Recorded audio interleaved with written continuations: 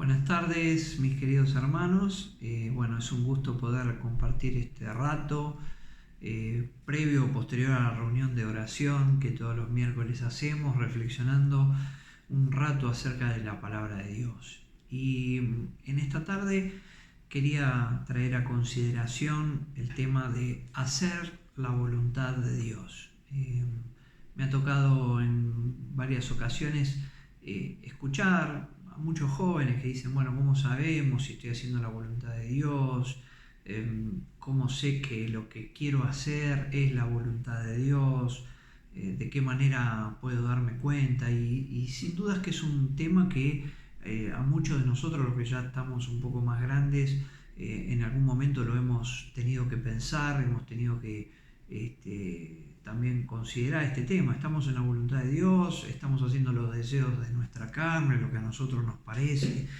Y bueno, me parece un tema de suma importancia porque el hombre encuentra su verdadero propósito cuando está dentro de la voluntad de Dios.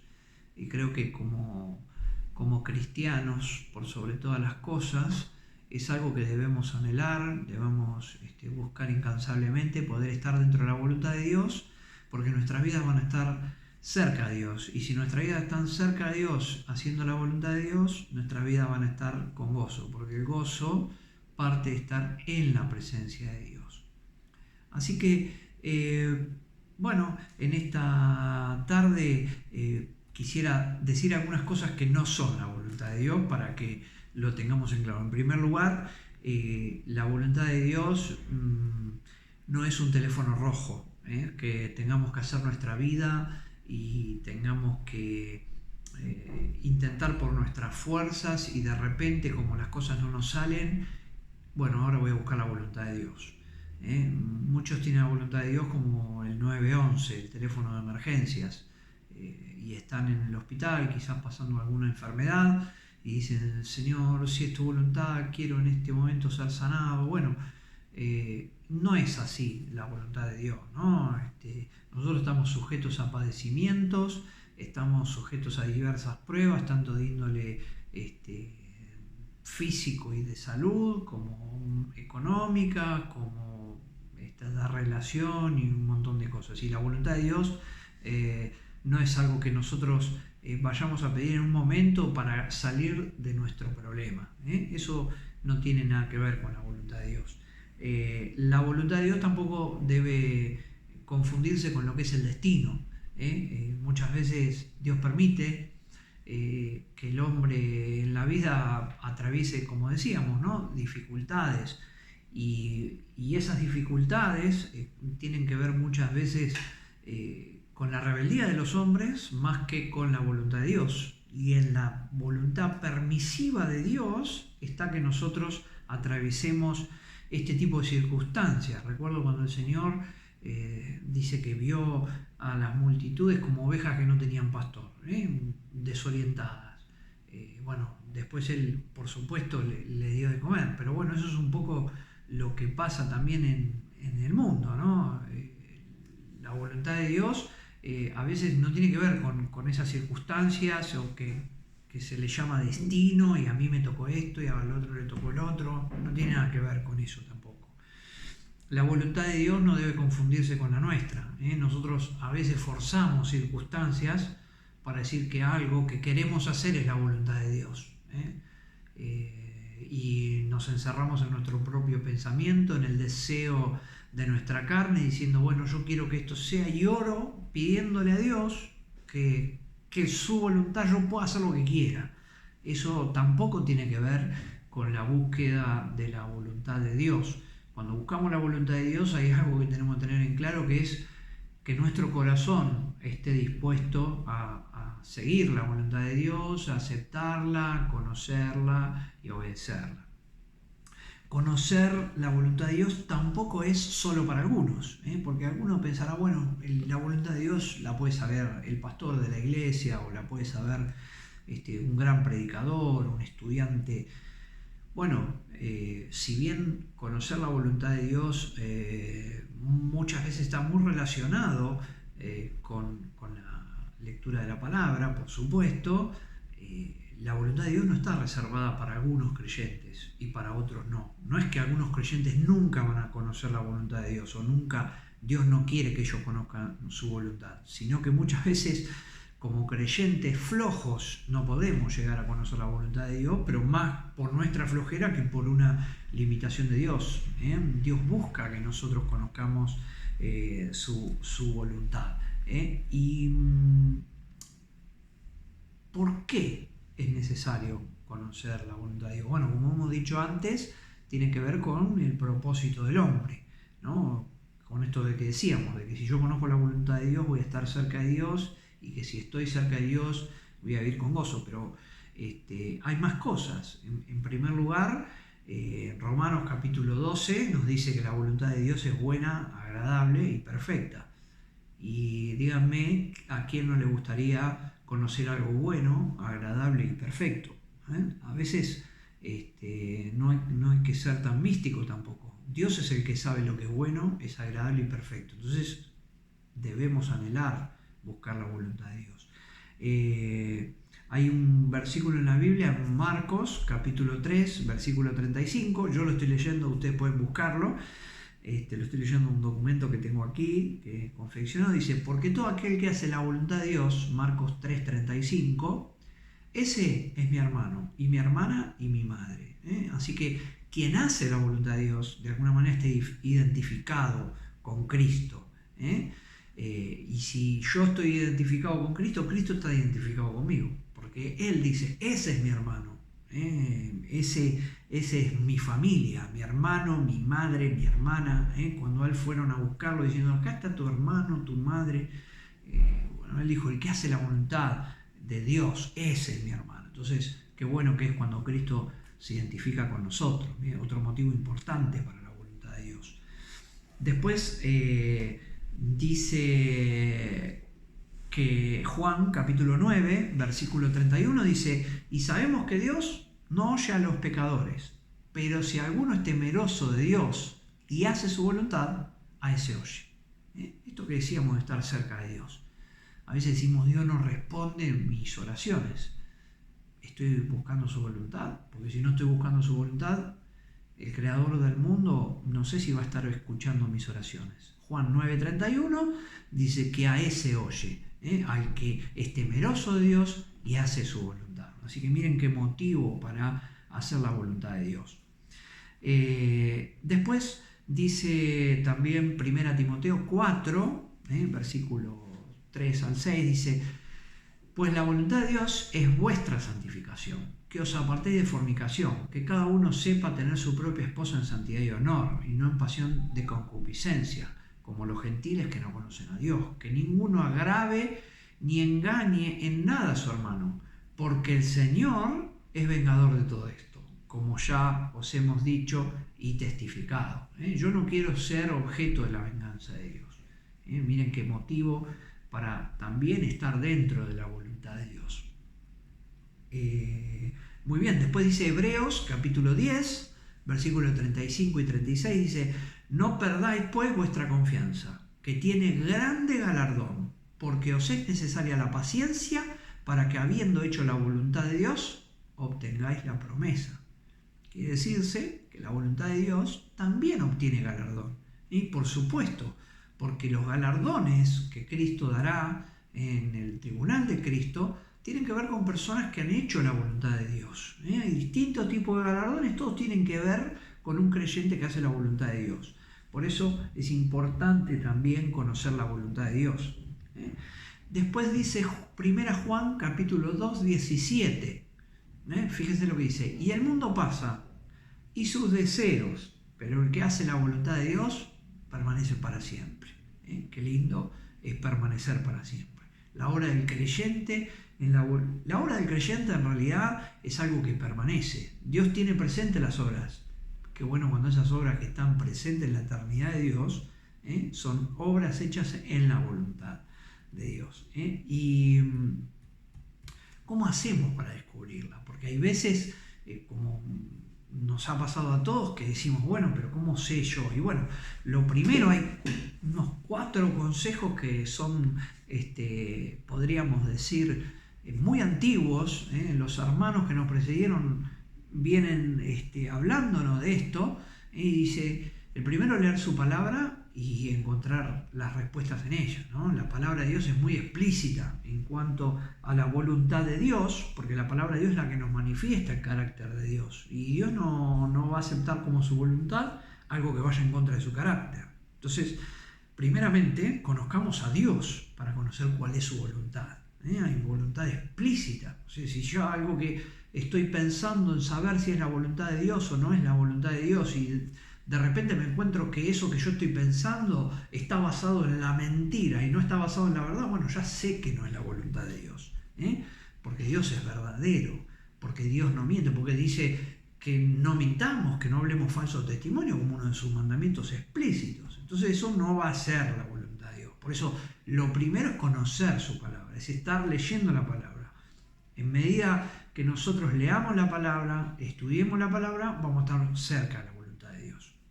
Pues orar a Dios, primero leer, segundo orar a Dios, y esperar la respuesta de parte de Dios. ¿Y cómo se da esa respuesta de parte de Dios? Bueno, yo soy de los que piensan en que Dios no tiene una cosa muy finita y muy prefijada. A veces se habla de que, no sé, los chicos preguntan qué carrera estudiar o con quién ponerme novio. Bueno, yo no digo que Dios tiene exclusivamente una persona y que es esa la única persona que Dios tenía preparada, sino que yo considero que Dios me da a mí las herramientas para yo tomar elecciones dentro de su voluntad. Lo mismo que con la carrera, no hay una voluntad de Dios en cuanto a que todos tenemos que ser abogados, este contador. Yo creo que el creyente, dentro de lo que es lícito, dentro de lo que es que está dentro del propósito de Dios, tiene una serie de opciones que están dentro de la voluntad de Dios. Entonces, orar, esperar, y mientras yo espero, tengo que hacer por lo menos dos cosas para entender si Dios me contesta. La primera que tengo que hacer es pedir consejo a ancianos de mi iglesia, a los pastores, a hermanos de porte espiritual, hermanos que uno vea que son amadores de Dios, que buscan su voluntad. Bueno, esos son los hermanos que me pueden a mí orientar. Si yo busco, una vez que oré, el consejo acerca de lo que estoy orando en mis compañeros de trabajo, en mis amigos del barrio o en mis vecinas, bueno, es muy probable que ellos no tengan ninguna orientación sabia para darme. En cambio, si lo hago de hermanos que yo veo su testimonio, su trayectoria y han sido hermanos fieles a Dios, bueno, seguramente van a tener un consejo de valor. Y por otro, estar atento a las circunstancias. Yo tengo un amigo que cada tanto dice que, bueno, que con la voluntad de Dios también hay que mojarse los pies. Como se mojaron los pies los sacerdotes cuando cruzaron el arca en tiempos de Josué. Dice que ellos primero tuvieron que poner el pie en el río para que el río se abra y poder pasar por ahí con el arca. Bueno, a veces hay que empezar a transitar lo que es un camino que venimos orando para ver cómo Dios maneja las circunstancias, cómo Dios me va dando paz al respecto. Obviamente hablamos de cosas que de movida no estén en contradicción con la voluntad de Dios, sino en algo que yo digo, bueno, a ver, me parece que viene por acá mi vida, que puedo servir a Dios con estos estudios o con este ministerio. Bueno, empezar a transitar, a hablar con hermanos espirituales, ¿qué les parece? Y ahí se van a ir abriendo puertas. Hay que mojarse los pies para que el río también se despeje muchas veces. No hablamos acá de tirarnos de cabeza, hablamos de mojarnos los pies, de ir con cautela, mirando las señales. Ellos, los sacerdotes que fueron, se mojaron los pies, pisaron el río, no es que ahí le vino una ola y dijeron vamos igual para adelante. No, vieron que Dios empezó a soplar el viento y empezó a abrir el agua. Bueno, eso tiene que ver con las circunstancias, ¿no? Entonces yo animo sobre todo a los jóvenes que están en época de toma de muchas decisiones, bueno, que hagan estas cuatro cosas. Son consejos, podemos decir, milenarios, que tienen mucho valor. Sin embargo, esto no es suficiente. ¿Por qué? Porque hay algunas condiciones que Dios nos pide en su palabra para poder conocer su voluntad. Y respecto a esto, son pasajes bastante conocidos, pero lo vamos a repasar. El primero de ellos está en Romanos, capítulo 12, versículos 1 y 2. Creo que muchos lo podrán recitar de memoria, tanto grandes como más jóvenes, y dice: así que, hermanos, os ruego por las misericordias de Dios que presentéis vuestros cuerpos en sacrificio vivo, santo, agradable a Dios, que es vuestro culto racional. No os conforméis a este siglo, sino transformaos por medio de la renovación de vuestro entendimiento. Me gustaría que en esto lean junto conmigo, aunque esto sea en diferido, y dice: para que comprobéis cuál sea la buena voluntad de Dios, agradable y perfecta. Quiere decirse que todo empieza por un creyente. Es clara la palabra al respecto de esto, ¿no? El apóstol Pablo acá ruega por las misericordias de Dios. O sea, esto es para creyentes que valoran la misericordia de Dios. Cuando uno mira a Romanos, en Romanos se ve la gran misericordia de Dios, porque vemos la gran culpabilidad del hombre, la situación pecaminosa y de condenación, y la gracia que sobreabundó. Entonces, ¿cuáles son esas misericordias de Dios por las cuales el apóstol Pablo pide a los creyentes que presenten sus vidas, sus cuerpos en sacrificio vivo, santo, agradable, que ahora lo vamos a considerar? Bueno, ruega por esa misericordia de Dios, la justificación, el perdón, el amor de Dios, la redención, la paz con Dios, etc. Entonces, una persona que no considera esas misericordias, por las cuales el apóstol Pablo nos invita a considerar este pensamiento, bueno, va a ser una persona que esté más lejos de entender la voluntad de Dios. Va a estar lejos. Digamos, un creyente puede valorar estas misericordias de Dios. Con lo cual, querés conocer la voluntad de Dios, lo primero que tenés que hacer es valorar su misericordia. Si aún no te entregaste a Cristo, reconocer tus pecados, entender que el hombre no tiene solución, confesar tu pecado y creer, porque Cristo vino para eso, para que seamos, en Romanos 5.1, justificados por la fe, tener paz para con Dios, por medio de nuestro Señor Jesucristo. Y se trata de presentar la vida, acá en Romanos capítulo 12. Dice: os ruego por la misericordia de Dios que presentéis vuestros cuerpos en sacrificio vivo. Se habla de nuestra vida. El hecho de presentar es una ofrenda, es un sacrificio espiritual, porque habla en un lenguaje sacrificial. ¿Qué significa? Presentar nuestros cuerpos en sacrificio vivo. Poner mi vida en las manos de Dios. Poner mi vida, mis decisiones en la mano de Dios para que Dios me guíe. Y a su disposición, no a mi disposición. Creo que es una de las partes más difíciles. Si no hay una verdadera condición de querer seguir la voluntad de Dios, no vamos a ir a buen puerto. Así que lo primero es el sacrificio de la vida. Acá dice sacrificio vivo, porque ya no hay más muerte, no hay más sangre derramada, porque la sangre la derramó Cristo.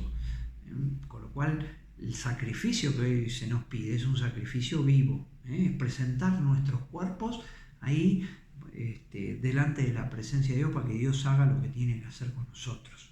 Y dice que es santo, porque esto habla de que el creyente, a medida que va conociendo a Dios, se va santificando, se va apartando de otras cosas. Y el sacrificio santo implica que es algo que uno aparta para Dios. El creyente es un santo porque ha sido santificado por la obra de Cristo. Sin embargo, después hay una santificación que es personal, que tiene que ver con cuánto nosotros nos apartamos para Dios. Y apartarse para Dios es no estar disponible para otros, estar disponible primero para Dios. Eso es santificarse. Es primero Dios, segundo Dios. Es estar apartado, santificado para Él. Y después el sacrificio es agradable a Dios. Cuando nosotros hacemos eso, le agradamos a Dios cuando ponemos nuestra vida. Porque dice sacrificio vivo, santo, agradable a Dios, que es nuestro culto racional. Y un culto racional es ponerse racionalmente a disposición de Dios. Esa es la verdadera adoración, cuando yo tomo la decisión de seguir a Dios. Primer libro de Samuel, capítulo 15, versículo 22, una frase de ahí del profeta Samuel, ¿no? Que dice: se complace Jehová tanto en los holocaustos y víctimas como en que se obedezca las palabras de Jehová. Ciertamente el obedecer es mejor que los sacrificios, y el prestar atención mejor que la grosura de los carneros. Con lo cual, lo que quiere Dios es que yo obedezca su llamado y me ponga a disposición de Él. Eso es presentar tu vida, tu cuerpo, el sacrificio vivo, santo. Cuando yo le doy a Él, no le doy la ofrenda, porque la plata se la puedo dar. El tema es que le dé la vida, que me ponga a disposición, no solo que le dé la ofrenda. Eso está bien, la ofrenda, pero Dios espera la vida, porque Dios no necesita la ofrenda. Lo que necesita es adoradores que pongan su vida a disposición. Y bueno, hay un montón de versículos que hablan al respecto de eso.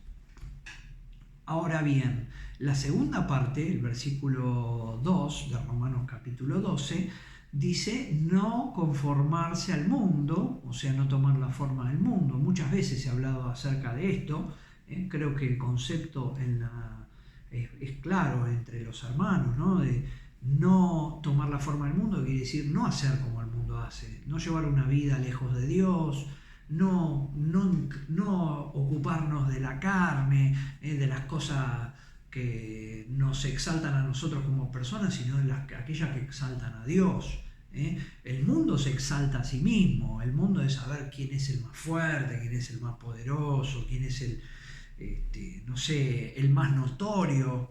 Eso tomar forma del mundo, y a través de quién es el más fuerte, el más poderoso, el más notorio, viene la moda del mundo, el lenguaje del mundo, las actitudes del mundo. Eso tomar la forma del mundo, cuando yo busco exaltar el yo, cuando yo busco exaltar lo que este mundo se busca que exalte.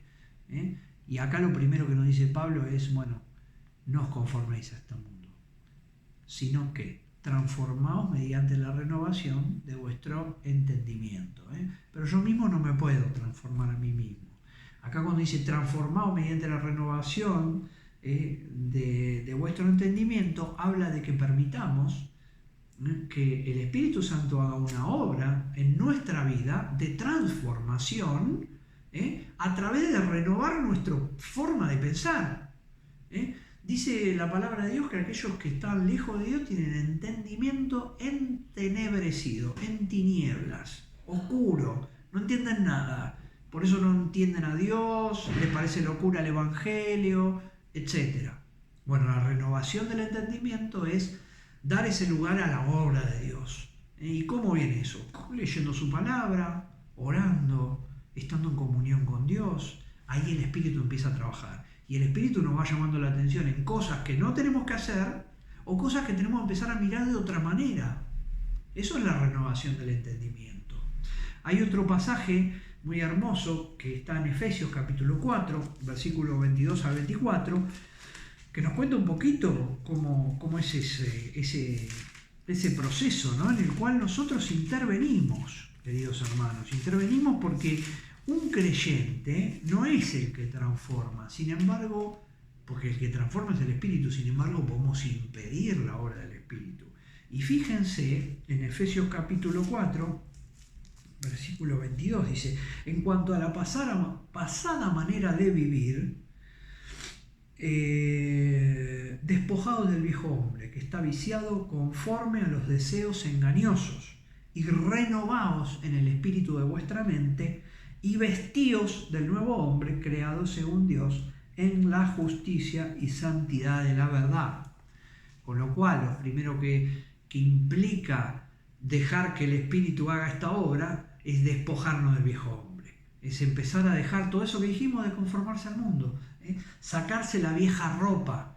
La ropa de los insultos, del lenguaje vulgar, de la obscenidad, la ropa de la pornografía, de la mentira, de la corrupción. Hay que sacarse esa ropa. Y ahí dice, y renovaos en el espíritu de vuestra mente. Ese renovaos, a mí me gusta este pasaje, así que yo ya lo he comentado algunas veces, implica la obra de continuar siendo renovado. Eso está en un presente continuo, ese renovaos. No es renovados la traducción, es continuad siendo renovados. Es una obra que el Espíritu hace en la vida del creyente. La hace cuando nos sacamos la vieja ropa, cuando empezamos a darle lugar, porque con la vieja ropa no puede trabajar. Es como un médico que nos tiene que operar. Si no nos sacamos la ropa no nos pueden operar. Tenemos que sacar la vieja ropa. ¿Y qué dice después? Y bueno, por supuesto, lo último, vestirse del nuevo hombre creado según Dios. A partir de la renovación empezamos a vestirnos con la ropa del creyente. ¿Y cuál es la ropa del creyente? Bueno, la ropa del creyente la pueden ver en Efesios capítulo 6. Es una armadura, no es una ropa. Es justicia, es fe, es el apresto del evangelio, es la salvación. Cuando uno se viste con la ropa del nuevo hombre, ya no luce como el viejo, luce distinto. Por eso la gente a veces dice, che, ¿qué te pasó? ¿Estás cambiado? ¿Te lavaron? No, lucís distinto. Lucís distinto porque te vestiste distinto. Así que, queridos hermanos, queremos conocer la voluntad de Dios. Bueno, miren, no hay conocimiento de la voluntad de Dios si no hay una mente renovada, primero, ¿no? No hay una mente renovada, después, si no hay una entrega. No hay una entrega si no hay sacrificio, esfuerzo. Y no hay sacrificio si no hay abandono del pecado. Y un sacrificio con la fuerza humana no llega a ningún lado. Pero cuando ese sacrificio está acompañado por la obra del Espíritu Santo renovando nuestra mente, ahí llegamos a comprender la buena voluntad de Dios. Que el Señor nos ayude en este tiempo a conocer la buena voluntad de Dios, que es agradable y perfecta. Y no nos intimidemos porque estamos encerrados, porque aún en cuatro paredes podemos hacer la voluntad de Dios.